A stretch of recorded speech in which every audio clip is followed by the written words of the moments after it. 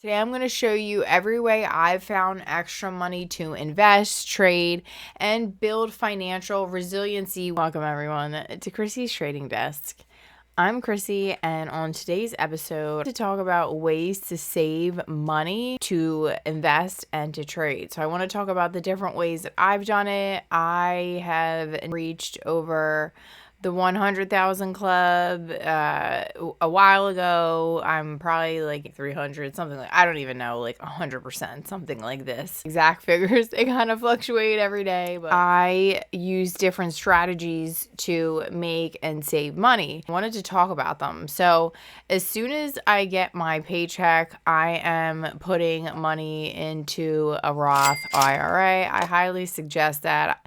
I wish I had started doing this earlier in my life, and I wish I had maxed them out. So that's definitely one tip, is to max out your Roth IRAs every year and to put them into different funds that you believe in. And that's like a whole nother episode, but putting it into places where your money is going to just really compound and give you a large lump sum at some point when you're ready to pull it out. But it would be, years down the line. This wouldn't be something that is like an open bank account. I also do contribute to my 401k before I obviously take taxes, and I try to contribute as much as I can. I would suggest the same to you. Try to contribute as much as you can, because that is one of my largest accounts due to the fact that I put money into it and I always had companies that match. Thankfully, I have grown those accounts, but I wish I did put more in. So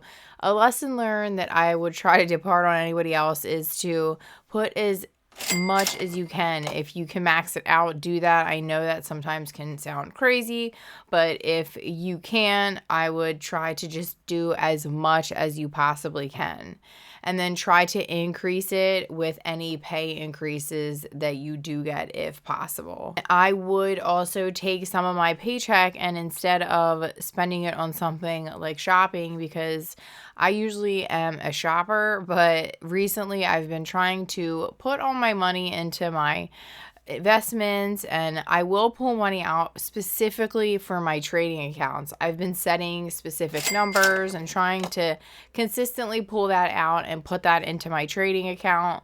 So I am actively kind of always trading. I'm not claiming that you should be always actively trading or anything of this nature. I'm not trying to put you into any risk. Make sure that you fully understand what you're doing with stocks before you put money into your trading account. But I'm assuming you have clicked on this video because you have a trading account and you would like to fund it more often or find other ways to fund it. It's a caveat to any of my videos. Trading is risky.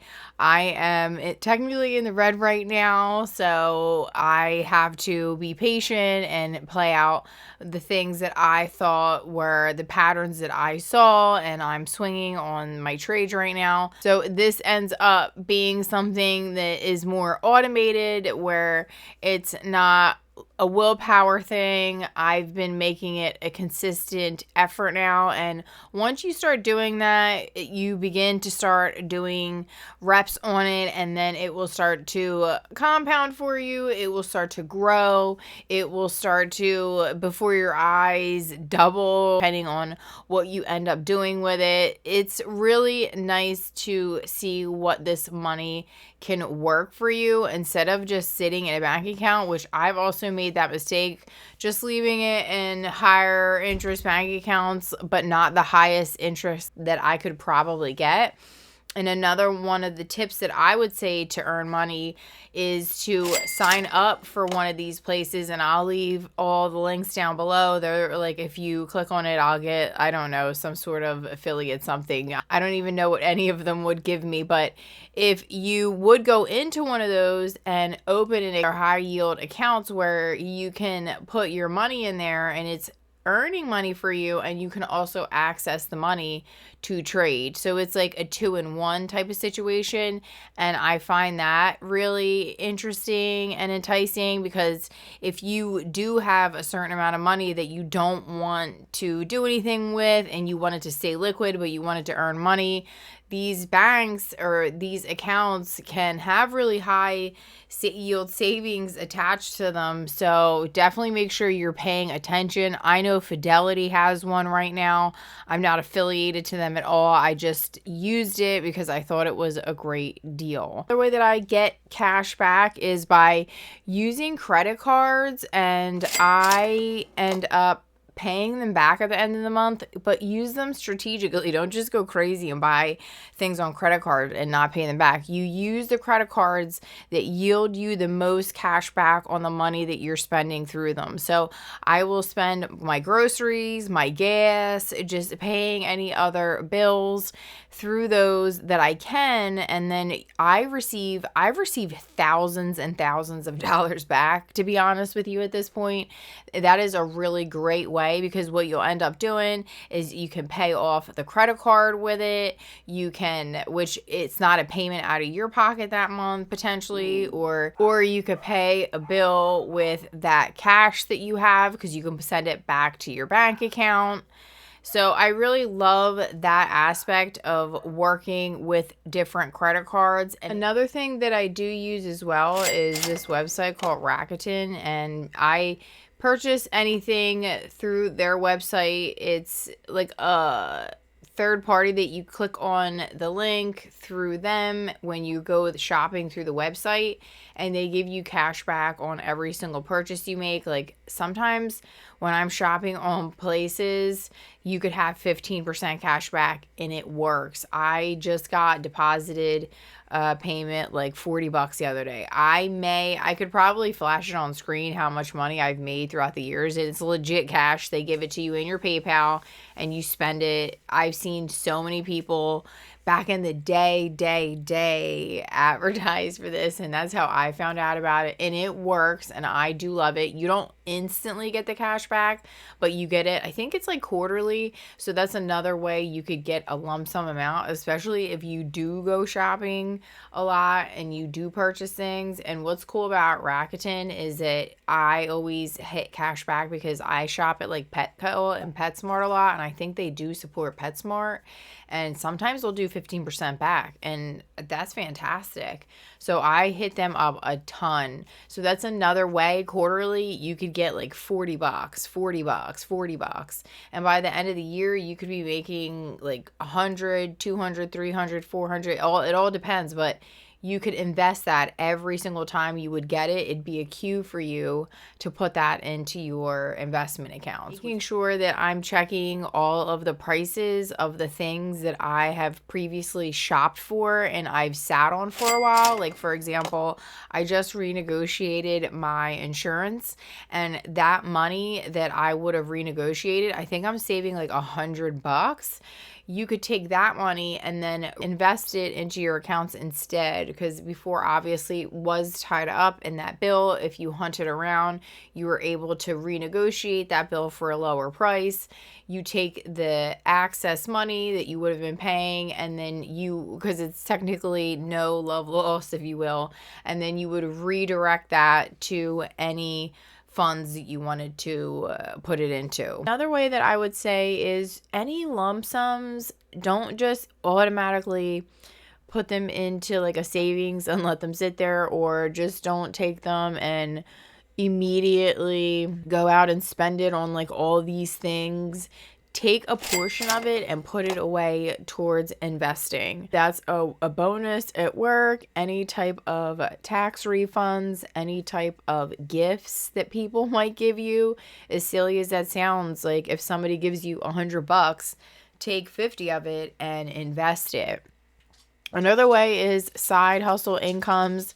If you have any other type of modalities that you earn cash, you can do this through so many different ways. I know there's websites like Upwork, I believe it's called, where there's postings for needed things like editing, marketing, all these different things that you could probably do remotely that could earn you a second income. This also goes for unexpected checks. If you suddenly receive back income from a government website, for example, that is another way to find other money. Go to unclaimed money and try to see if you have anything. And if you do, take that money and invest it. I ended up doing that and got $1,200 back, and I took that and put that right into some investment accounts because it ended up being money out of thin air, so to speak. So I moved it all right into there. So that's another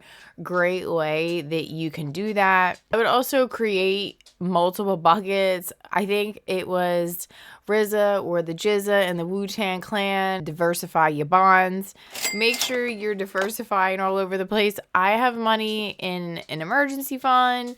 I have it in multiple trading accounts at this point. I have multiple other accounts, and I think that it's better to put it in different places, but of course, track all the places that you're putting it and make sure where you're putting it is intelligent. But not keeping it in all one bucket is really a great way to make your money resilient. And that's something that I specialize in. I've been in business continuity and resiliency now for almost 8 years, maybe 9 at this point. So I know a thing or two about attempting to make things resilient and continuous. So I definitely think that keeping your money in different places is the way to go. And I also treat the stock market like I'm shopping. I want to try to find the best price. I think that's another way to save money. Try not to buy into hype. I've done that plenty of times. Learn from my mistakes. Try not to buy into hype. Try to bargain shop your stocks as much as you can. And then I would also say, before buying anything, and I've heard other people say this too, and I think it's a fantastic idea. I can't remember. I've heard a couple of people say it now at this point, and it's something really to think about where it's, if you're going to buy something, should you maybe look into that stock and see if it's worth purchasing? Should I own a piece of this stock if I'm continuously buying this thing or item or what have you? And it might make you change your behavior a bit. You might think, instead of spending $100 at a certain place, you might take that $100 and spend it on some investments. Instead of using the $100 to go out and eat in an expensive place, you could eat at a place that's pretty good and maybe cost half the amount, and put that other amount of money into investments. Kind of change your behaviors. I'm not saying cut things out. I'm not saying cut out your Starbucks and that's going to get you to $1 million. I'm not suggesting that. It's more so the longer term and the things that end up compounding. If you buy a matcha latte every day and it is $6, how much is that over the entire month? Yeah, if it ends up being like $100, you might consider making matcha at home sometimes and taking the other $50 and throwing that into some accounts. Just different ways to chop up your money and think about how to repurpose it into your bank account and away from other bank accounts, if you will, and other big businesses and corporations. Whereas you're funneling money into them, you can buy their stocks or ETFs or what have you, and they can start funneling money back into you. Another way you can earn money is through these surveys, and some of them are legit. Not all of them am I saying that you should trust, but if you do your research, and my mom has one, I can try to see if I can link it. I don't know if they have an online presence or not. I gotta believe that they do, because I'm pretty sure that's how she does it. She does these surveys and she gets $20 gift cards to places. So you could potentially take those surveys from time to time and go and spend your money on the gift card, and any money that you were going to get spending from that specific place. Like, for example, if you get it at Walmart and you were going to Walmart and knew you were going to spend $100, because it's very easy to do that there, you would take $20 minus that gift card and put that into an investment and use that gift card that you may have totaled up from surveys and etc. And doing it while we were driving and I was in traffic, she was sitting in the passenger side completing a survey. So it's that easy, and she earns gift cards all the time, and it's a very simple way to earn extra cash. It's realizing that money is hiding everywhere, and the more you start to train your brain, your subconscious will start to find all the different ways that you can accumulate money back. You can look at all your subscriptions and really cut down on the ones that you are no longer using,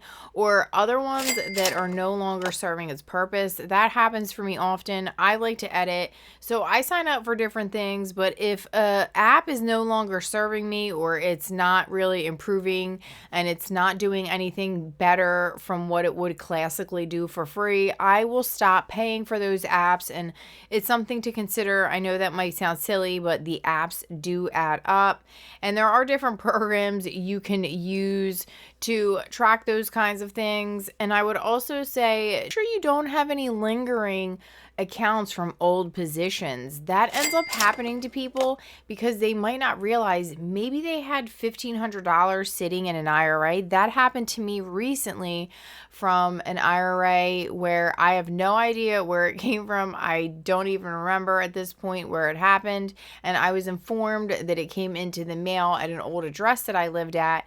And when I went on and registered the account, I did again have $2,500 out of what seemingly felt like out of the blue, and I was able to reinvest that into a more active investment. I rolled it over, and that ended up being a fantastic move. Have any other positions or employment that you had, make sure you got everything that you would have expected to receive from that organization.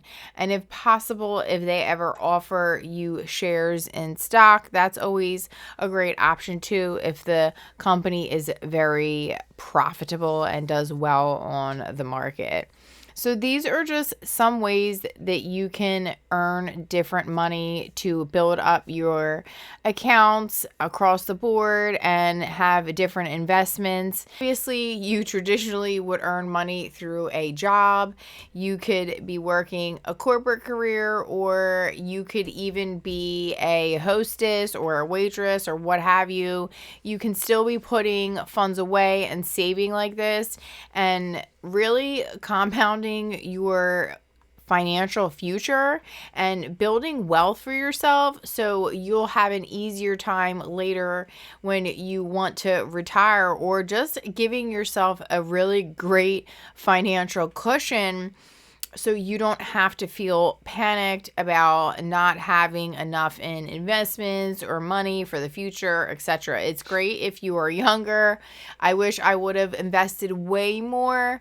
I'm happy with what I've done so far, but if I could impart one thing to the youths, would be to make sure you're putting as much as you possibly can, because at the end of the day, you will see those returns.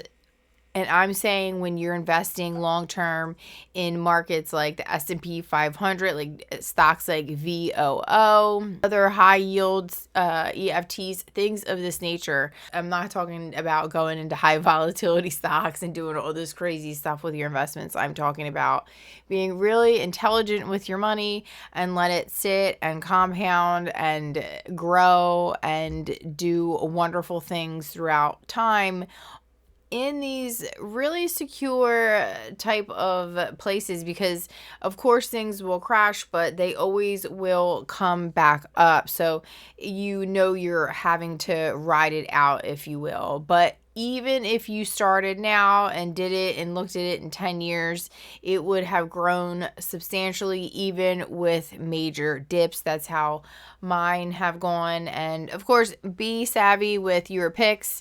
Don't invest into things that you don't believe in. Make sure that you're investigating and reviewing all the stocks that you put money into, because you don't want to lose your investments, right? Be really smart and do your research as much as you can prior to just dumping money into things that you may not be well educated in, and you don't want to make any decisions without knowing that your yield is going to be a decent one. Of course, there's always risk, but you can manage your risk. There's definitely lower risk on the totem pole and all the way up to extremely volatile, risky situations. So it's up to what you can tolerate and what you're willing to risk. I think it's finding money that's already hiding in plain sight in your life that you just may not have turned on your reticular activating system to, like I like to say, to find and seek these different money mechanisms out for you. I don't think financial resiliency is about having $1 million. It's building so many streams, buckets, and systems that one setback cannot knock you out of the game. Hope everybody enjoyed this episode. And until the next time, guys, happy trading.